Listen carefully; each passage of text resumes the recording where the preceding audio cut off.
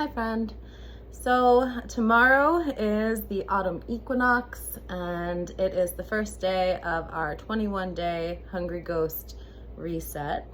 And I want to move into this video and just start by saying that when I'm holding space in this way, my intention is not to be preachy. I am not coming from this like elevated state. At least I don't want to be. And because we're talking about vulnerable topics, it can make us uncomfortable, right? I'm gonna do my best to try to be as real with you as possible while respecting my boundaries. And I would just ask if you could keep an open mind as I'm sharing and not have the assumption that this is like me being an authority on something or there's any judgments involved. I want this to be as objective as possible. And while we're going to have a subjective experience, a personal experience, there is also some objective truths that are not meant to be personal. They're just they're details that through science, through awareness, through shared experience we've come to.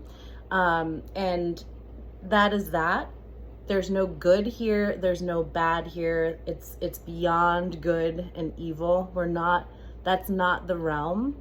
So while a lot of this talk, it's old, it's in our bones, right? These things that have a grip on us, the concept of desire, the concept of giving into things. This is like biblical, beyond biblical. But it's also modern, and it's also at a place right now where we're not trying to make it into anything that it's not. It's just, how do we become a little bit more satisfied with our lives while understanding science, while understanding what it is to be in a human body, and these ways that certain things can get a grip on us if we're not careful. Okay, so if they get a grip on you, it doesn't mean you're bad, it doesn't mean you're a sinner, it doesn't mean any of that. So all of that old story, let's take it, imagine putting it in a jar, close it, we're just gonna put it to the side. You can go back to it whenever you want, but that's not what this is for. This is just, hey, dopamine might be overstimulated in your system right now. And as a result, you might be in a down-regulated state, which means that it's harder to find satisfaction in other areas of life or in life in general. Okay, that's it. Dopamine, it's a neurotransmitter. It's communicating things in your brain. I don't care about all the backstory. We'll leave that for another practitioner to work with you on, or for you to have your own form of self-discovery on. Okay, we're just talking about our brain right now.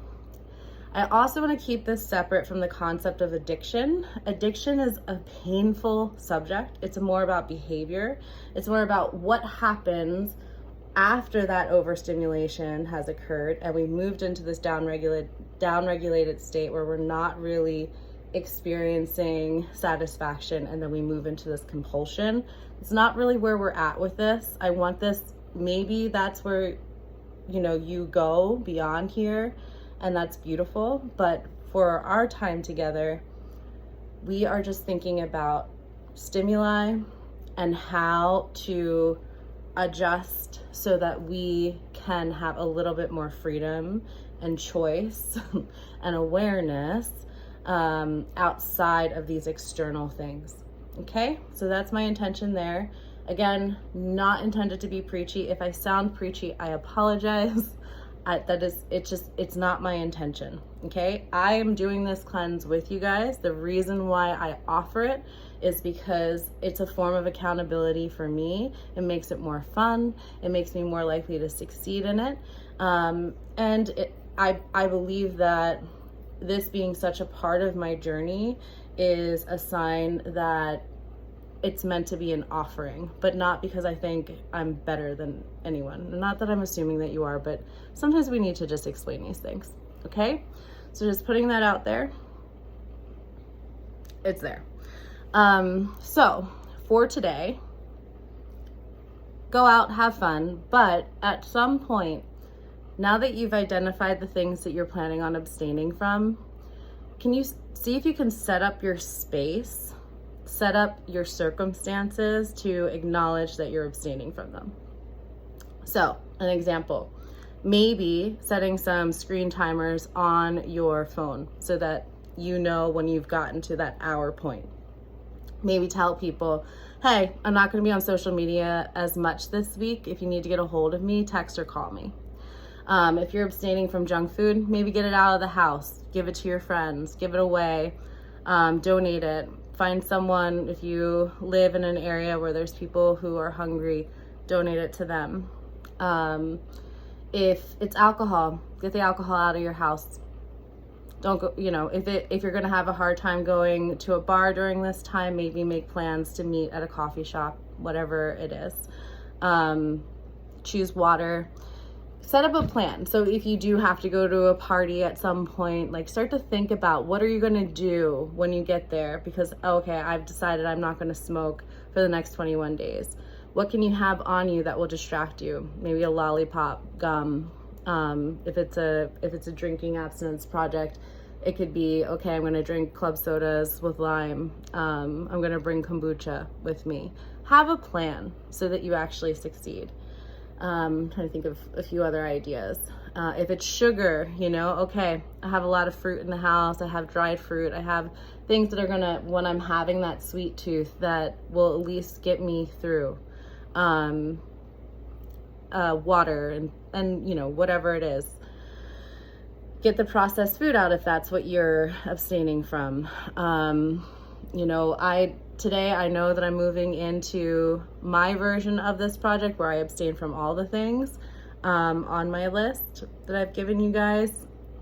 And that's just because my dopamine situation is a little bit, it's more of the ADHD realm where I'm just, there's no one thing, it's just anything, right? Anything that's gonna give me that rush.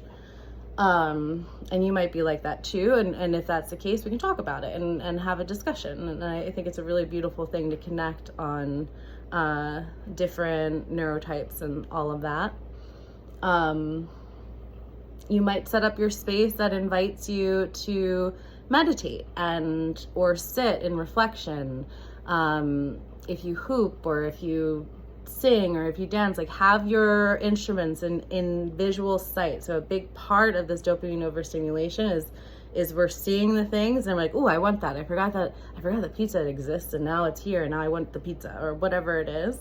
So you can do that in a way where it's the opposite, where a big thing that I do to remind me to do yoga is I often keep my yoga mat out, and as a result I just end up on my yoga mat because I'm like, oh. So my silly dopamine thing can work in my advantage or my disadvantage.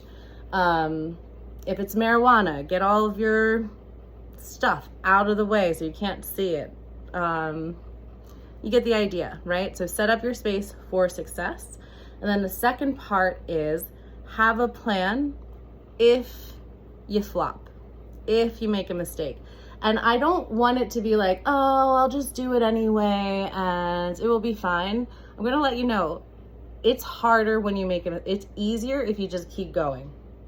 It's so much easier. Once you take that little break from it and you try it again, you think you're going to go back, you'll just be fine and go back. It is more challenging because there's a part of us that's like, oh, well, I already messed up, so I might as well just keep messing up. But at the same time, especially if your dopamine is super down-regulated or if you have more of the ADHD neurotype, you're probably going to mess up. And it's not even going to be on purpose. So a lot of times when I slip up, I just have a momentary lapse where I see the stimuli and then I'm already doing it before I even realize it.